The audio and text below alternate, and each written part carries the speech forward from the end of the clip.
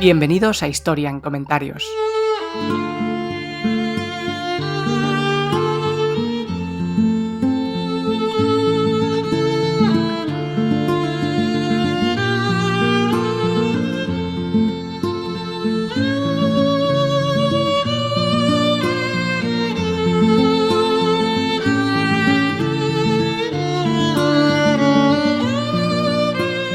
Bienvenidos a nuestro espacio de mitología en este podcast de Historia en Comentarios. Como bien sabéis, solemos alternar, a veces hablamos de artistas, más en concreto de sus biografías, artistas del Renacimiento, y en otras ocasiones pasamos a hablar de cuestiones mitológicas. Pues bien, hoy vamos a dedicar este programa a este último aspecto, y en concreto vamos a hablar de una figura imponente y fascinante de la mitología griega. Me estoy refiriendo a Atlante, también conocido como Atlas. Primero vamos a desentrañar los misterios detrás de su nombre, una cuestión que ha intrigado a estudiosos y apasionados de la mitología por igual. La etimología del nombre Atlas es un tema fascinante y hasta el día de hoy sigue siendo motivo de debate. Algunos expertos lo derivan de la raíz protoindoeuropea tel, que significa sostener o soportar. Esta teoría tiene sentido, dado que el mito de Atlas cargando la bóveda celeste sobre sus hombros es una parte muy conocida de su, vamos a decirlo así, biografía mitológica. Sin embargo, otros autores sugieren que el nombre podría tener orígenes preindoeuropeos, lo que añade una capa más de misterio a esta historia.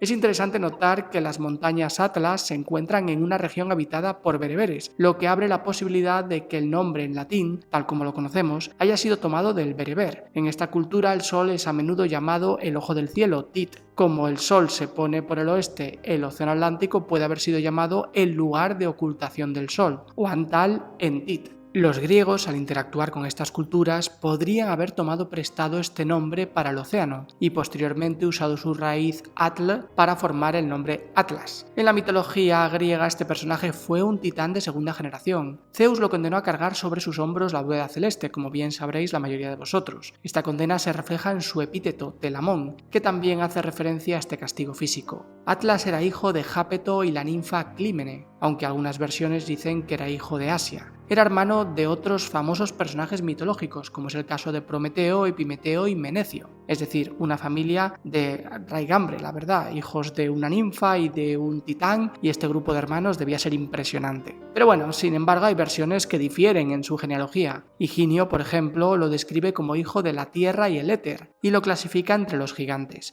Otro autor lo menciona únicamente como hijo de Jápeto, sin hacer referencia a Clímene. Pausanias, por su parte, en sus escritos, nos cuenta que en un templo de Zeus en Olimpia se exhibía una imagen de madera de Atlas. Atlas también fue padre de varias ninfas, 3 de ellas colectivas, las Pléyades, las Híades y las Hespérides, y además 3 individuales, Mera, Calipso y Dione. Su consorte principal fue la Oceánide Pléione, con quien tuvo a las ninfas astrales. También se le atribuyen otras consortes como Etra o Hesperis, cuyos nombres aluden al brillo celeste. El único hijo varón conocido fue Ias o Iante, quien fue catasterizado como constelación del Aguador. Atlas está relacionado con las estirpes humanas a través de sus hijas, las Pléyades, que fueron el origen de muchas genealogías heroicas, como las de Corinto, Esparta, Eubea, Micenas, Tebas y Troya. Al menos su nieto Hermes, hijo de Maia, es llamado Atlantio como patronímico. Para terminar este apartado dedicado a su genealogía, mencionaremos una interpretación curiosa del escritor Robert Graves. Según este autor, los pelasgos creían que su diosa Eurínome había asignado a Febe y Atlas para gobernar la potencia de la luna. Sin embargo, esta es una conjetura que solo mantiene este autor.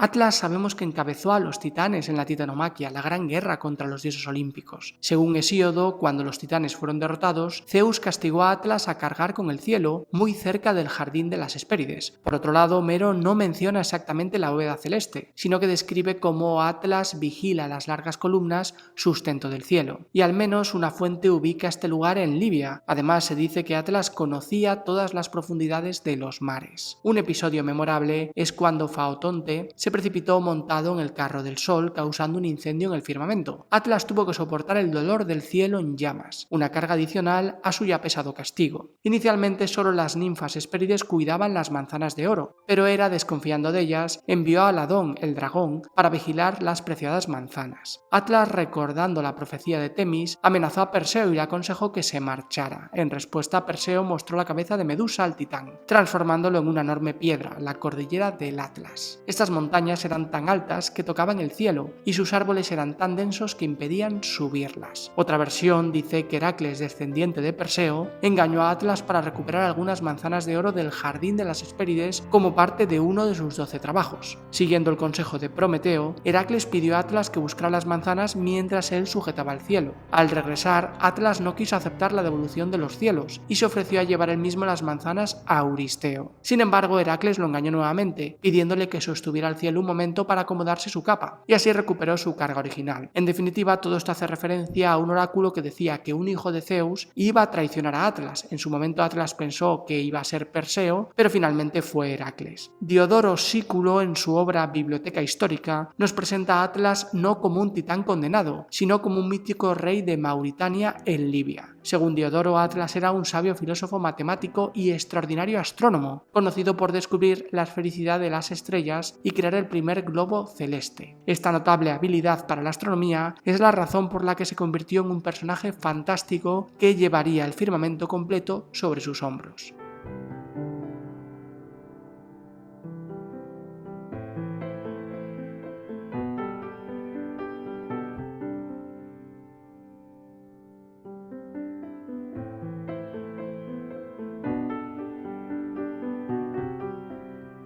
Atlas se casó con Hesperis, hija de su hermano Héspero, y juntos tuvieron a las 6 Hespérides, también conocidas como las Atlántides. La familia poseía rebaños de hermosas ovejas de color dorado. Un día, el cruel rey de Egipto, Busiris, envió piratas para raptar a las Hespérides. Mientras estos se dirigían a su destino, Heracles llegó a Egipto y por otras razones mató a Busiris. Los piratas, sin saberlo, secuestraron a las Hespérides mientras jugaban en el jardín y se marcharon con ellas. Afortunadamente para las muchachas, Heracles encontró a los piratas mientras comían en una playa. Después de enterarse por las Hespérides de lo que había ocurrido, mató a todos los piratas y devolvió a los jóvenes a su padre, Atlas. Como recompensa, este le dio a Heracles las ovejas de oro que el rey Euristeo de Micenas le había pedido. Es interesante notar que la palabra griego melo significa oveja o manzana, por lo tanto aquí tenemos una posible confusión dentro del mito. Y para terminar con la figura de Atlas, vamos a decir otra cuestión interesante, y es que se le identifica con el rey epónimo de la legendaria Atlántida. Según Platón, este Atlas no era hijo de Jápeto, sino de Poseidón y una mortal llamada Clito. De esta unión nacieron 5 pares de hijos gemelos, siendo Atlas el mayor de ellos.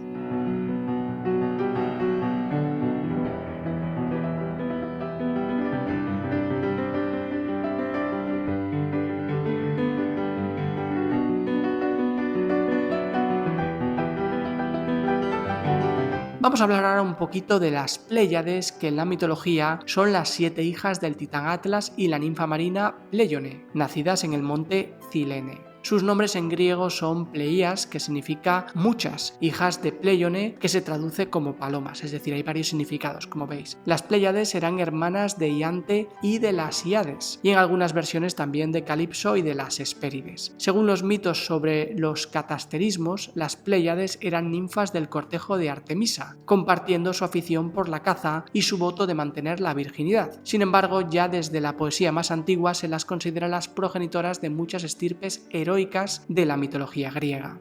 Las Pléyades, con sus innegables encantos, atrajeron la atención de varios de los más importantes dioses olímpicos, incluyendo, como no, a Zeus, Poseidón y Ares. Esos amores dieron lugar a una serie de descendientes significativos de la mitología. Maia, la mayor de las 7 Pléyades, se unió con Zeus y fue madre de Hermes, el mensajero de los dioses. Celeno, otra de las Pléyades, tuvo a Lico, Nicteo y Eufemo con Poseidón. Alcíone, también unida a Poseidón, fue la madre de Ieo y Eperentor y Etusa. Electra, otra de las hermanas, tuvo a Dárdano y Yasión con Zeus. Eterope, por su parte, fue la madre de Nomao, con Ares estamos hablando en este caso, aunque en la biblioteca mitológica se menciona que Nomao fue su esposo. Taigete, otra de las Pléyades, se unió a Zeus y fue la madre de Lacedemón, el fundador de Esparta. Mérope, la única de las Pléyades que no mantuvo relación con los dioses, se desposó con el eólida Sísifo. De esta unión desigual nació Glauco, quien también dejó su huella en la mitología griega, por no hablar de Sísifo, que ya saldrá en algún momento en este podcast. El origen del nombre Pléyades ha sido motivo de debate. Una de las teorías es que deriva del nombre de su madre, Pleione.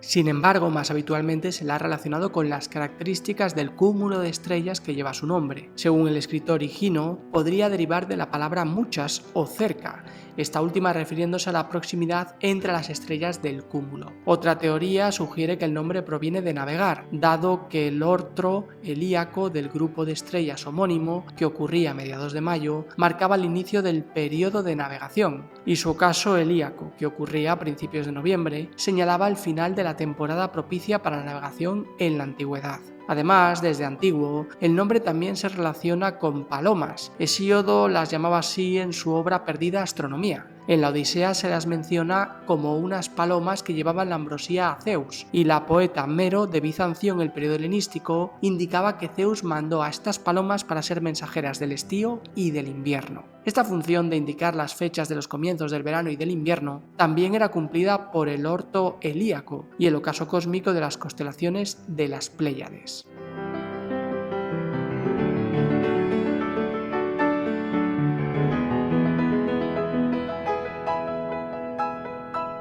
Ahora vamos a hablar de otras de las hijas de Atlas, de este maravilloso y majestuoso titán. Me refiero a las Híades, que son 5 ninfas hacedoras de la lluvia, o al menos eso es lo que parece significar su nombre. En la fuente más antigua donde aparecen, la astronomía de Hesíodo, son 5 en número y se llaman Fésile, Corónide, Clea, Feo y Eudora. Se dice que las Híades son hijas del Atlante y de Pleione. Atlante ya sabéis que también se puede entender como Atlas. O también de la Oceánide Etra, eso no está claro. Aunque una versión menor sostiene que fueron hijas de Iante y Beocia. También es frecuente encontrar filiaciones diferentes considerándolas hijas de Océano, Meliseo, Cádmilo o Erecteo. De todas formas, sus hermanas fueron las Pléyades, eso seguro, y su hermano Iante. Ferécides las menciona como 6 y las llama ninfas dodónides, siendo las nodrizas elegidas por Zeus para criar al infante Dioniso. Por estas cualidades, las Híades están asociadas con las ninfas nisias. Cuando Licurgo amenazó a Dioniso y su cortejo, las Híades, con la excepción de Ambrosía, huyeron con el infante en brazos hasta donde se encontraba Tetis o hacia Tebas, donde se lo confiaron a Ino, una hija de Cadmo. Zeus, en agradecimiento por la abnegación de las ninfas en su labor, las colocó entre las estrellas. Otros dicen que esto sucedió cuando las Híades ya eran viejas, pero gracias a la ayuda de Medea, volvieron a la juventud a petición expresa de Dioniso. Como ninfas de Dodona o Dodónides, se asociaban naturalmente con las nodrizas del Zeus infante. En los episodios en los que las Híades son hijas de Atlas, suelen ser 12 o 15 hermanas. Las 5 primeras fueron castasterizadas en los cielos, mientras que otras hermanas se hicieron llamar las Pléyades como premio por su amor fraternal, como cuando arroparon desconsoladamente a su hermano Iante. El nombre colectivo de las Híades parece derivar del nombre paterno Iante, Ías o Iante, Ies, un nombre místico de Dioniso. Según otros autores, este nombre se debe a su posición en los cielos, donde forman una figura que se asemeja a una letra U. Los romanos, que derivan la palabra de us, que significa un cerdo, tradujeron sus nombres como las súculas, pero los poetas latinos generalmente derivan su nombre del verbo llover, ya que la constelación de las Híades, cuando emerge por el horizonte junto con el sol, es una señal inequívoca de lluvia y tormentas.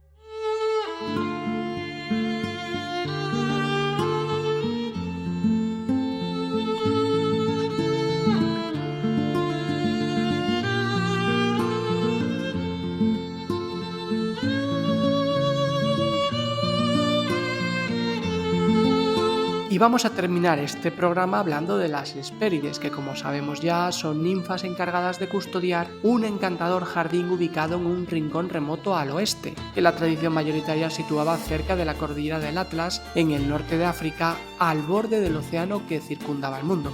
Según el poeta griego siciliano Estesírico, en su poema La canción de Gerión, y el geógrafo griego Estrabón, en su Geografía, volumen 3, las Hespérides se encontraban en Tartessos, un lugar situado en el sur de la península ibérica. Apolonio de Rodas, por su parte, ubicaba el jardín cerca del lago Tritón, en Libia. Para la época romana, el jardín de las Hespérides había perdido su lugar arcaico en la región, reduciéndose a una convención poética. De esta forma fue resucitado en la poesía renacentista, aludiendo tanto a un jardín como a las ninfas que moraban allí. El jardín de las Hespérides era el huerto de Hera en el oeste, donde un único árbol, o bien toda una arboleda, daba manzanas doradas que proporcionaban la inmortalidad, similares a los melocotones de la inmortalidad en la mitología china, por ejemplo. Los manzanos fueron plantados con las ramas de la fruta que Gea había dado a Hera como regalo de su boda con Zeus. A las Hespérides se les encomendó la tarea de cuidar la arboleda, pero ocasionalmente recolectaban la fruta para sí mismas. Como no confiaba en ellas, Hera también dejó en el jardín al dragón Ladón, esto lo hemos comentado ya, un dragón que, como sabéis por otros programas, tenía 100 cabezas. Existe cierta controversia sobre si el jardín contenía manzanos o naranjos. Etimológicamente, en algunos idiomas como el danés, el finés, el hebreo y el ruso, se usan palabras de raíz similar para describir ambas frutas. No obstante, para los europeos meridionales, las naranjas se consideraban desconocidas hasta bien entrado el siglo X.